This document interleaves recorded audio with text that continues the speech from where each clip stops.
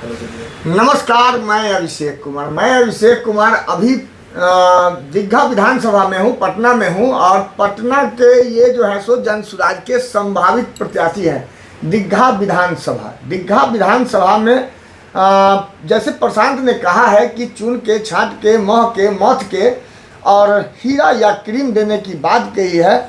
और पटना को तो हीरा ही देना है। हीरा प्रत्याशी कहने का मतलब ये है कि सभी प्रत्याशियों से अव्वल और सुसज्जित और समाज सेवी, सबसे बड़ी चीज़ है समाज सेवी।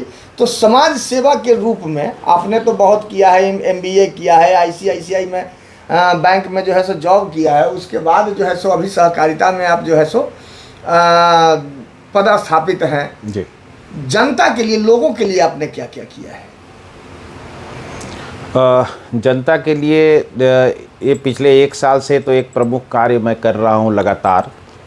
एक मेडिकल कैंप मैं करवा रहा हूँ, फ्री मेडिकल कैंप, जिसमें कि हम लोग आँख का जांच और बाकी फुल बॉडी चेकअप में हम लोग हड्डी और महिलाओं के जो डॉक्टर होते हैं, दांत के डॉक्टर होते हैं, इन सब का पूरा एक ग्रुप है हमारा। 6 डॉक्टर्स उपलब्ध रहते हैं।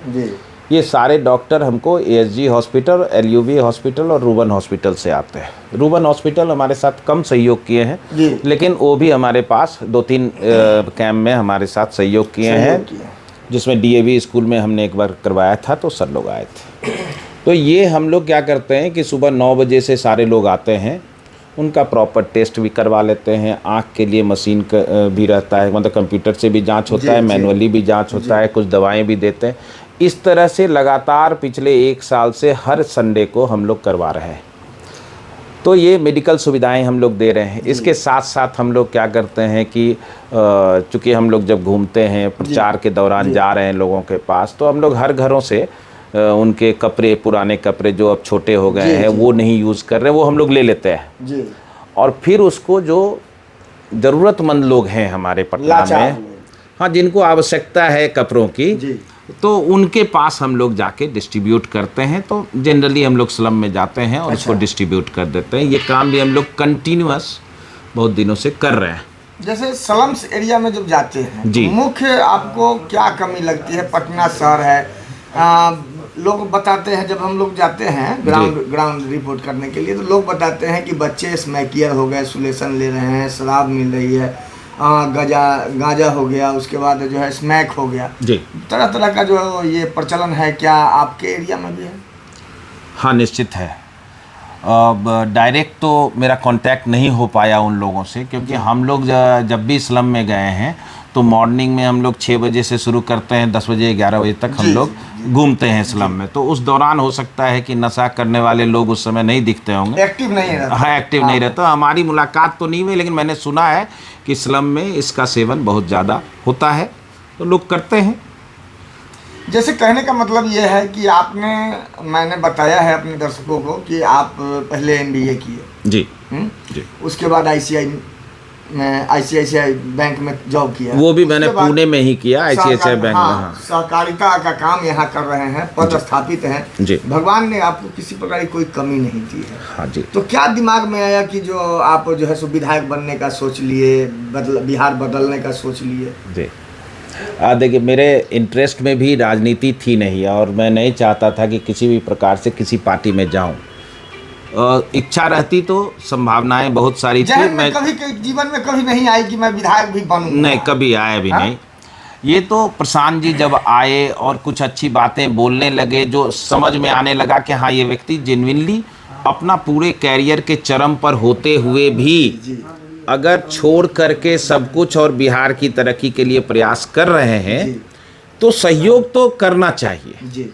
तो उसी भाव से मैं प्रशांत जी के अभियान के साथ जुड़ा जी। और सहयोग करने के भाव से जो वो सिखा रहे थे घूम घूम करके, पदयात्रा करके लोगों को, कि हाँ, आपको अपना वोट जो है अपने बच्चों के लिए दे दीजिए इस बार, वही बातें हम लोग भी पटना में अलग अलग एरिया में जाते थे, लोगों के पास मिलते थे, उनको समझाते थे कि प्रशांत जी क्या बातें कह रहे हैं और उस हिसाब से आप इस बार जो है वोट दीजिए और आपका भला होगा, क्योंकि उस समय तक तो पार्टी फॉर्मेशन की चर्चा हमारे मुख्यालय में या आम जनसुराजियों के बीच में तो होती नहीं थी, तो उस समय तक आशा नहीं था। लेकिन कंटिन्यूअस 2 साल तक करते करते और फिर जब ऐसा हुआ कि प्रशांत जी ने कहा कि हम लोग, एक आम आदमी अगर कोई चाहे कि हाँ इलेक्शन लड़े तो वो आए, काम करे, सेवा करे लोगों का, और उसको इलेक्शन लड़ने के लिए जो सुविधाएं और जो व्यवस्था चाहिए वो जनसुराज उनको देंगे। तो इस बात पर लगा कि नहीं, एक प्रयास तो कर ही लेना चाहिए, क्योंकि जब 2 साल कर रहे हैं और 2 साल में आप प्रशांत जी के भी मुंह से सुने होंगे 1-2 बार कि आप गरीबी सुनिए तब आप जो महसूस करते हैं, और जब आप गरीबी देखिए ना तो वो महसूस अलग होता है। तो इस 2 सालों में मैंने गरीबी देखा, कष्ट देखा लोगों का, ये देखा कि स्लम को जानबूझ करके बना के सजा के रखा रहता है, तरक्की नहीं होने दिया जाता है ताकि वो नेताओं के या पार्टियों के काम आ सके। ऐसा मैंने महसूस जब किया तो मुझे लगा कि ठीक करने के लिए मुझे ही जाना पड़ेगा। तो एक प्रयास झेलना जो है, आपने तो 2 बात कही जी।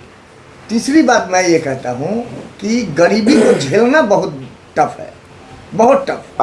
हर कदम पर जो है उनको सरवाइव करना पड़ता है, और ये लीडर लोग जो है सो उनको लुभावना दे करके, तरह तरह के हथकंडे अपना करके, झूठ साँच बोल करके और वोट ले लेते हैं, और उन गरीब को और गरीब करने की षड्यंत्र जो है सो रचने लगते हैं। चलिए, अब हम लोगों को इस चीज़ से कोई सरोकार नहीं, लेकिन हम अब चलते हैं, क्योंकि प्रशांत के बातों से आप प्रभावित हुए हैं और प्रशांत के बातों से और लोग प्रभावित हुए हैं।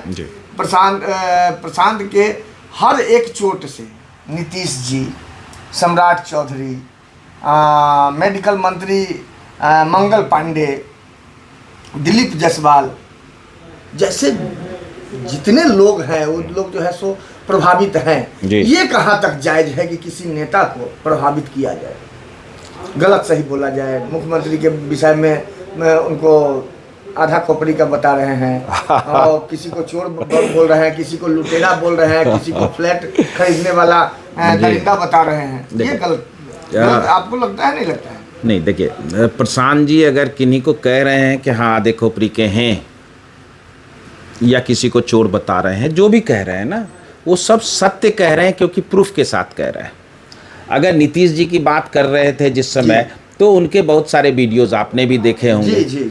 अभी फिर से दशहरा आया है, तो इस बार नीतीश जी से सवाल होना चाहिए कि धनुष वो फेंकेंगे कि इस बार बाण चला देंगे। अच्छा। तो या जब राष्ट्रगान होता है तो उनका जो बिहेवियर रहता है, ये ऐसे तो है नहीं कि पहली बार वो कर रहे थे एज ए सीएम। कितने वर्षों से सीएम है, तो उनको हर चीज के बारे में एग्जैक्ट पता होगा, लेकिन अब उनसे नहीं हो पा रहा है। तो आप नीतीश जी का पुराना भाषण सुनिए, उनका चलने का स्टाइल देखिए, और अब देखिए, आपको जमीन आसमान का फर्क होगा। तो एक कैपेसिटी होता है ना, उम्र हो चली है, अब नहीं झेल पा रहे हैं, तो इसलिए नीतीश जी के बारे में कहते हैं। और बाकी लोगों के बारे में प्रशांत जी ने जितनी बातें कही है वो प्रूफ के साथ कह रहे हैं। ऐसे नहीं है जैसे बाकी नेता ऐसे आरोप लगा दे, हाँ चोरी किया होगा, ऐसा नहीं बोल रहे हैं। वो बता रहे हैं कि ये फ्लैट खरीदा, ये पैसा आया, ऐसे आया, आप ये सर्टिफिकेट गलत दिए हैं, आप इतना दिन जेल में रहे हैं। तो ये बातें है अपनी जगह। अगर वो बता करके और इलेक्शन लड़े होते ना, तब तो कोई बात ही नहीं था। अशोक चौधरी और संभावी चौधरी पर क्यों? संभावी चौधरी जी के अकाउंट से जो ट्रांजेक्शन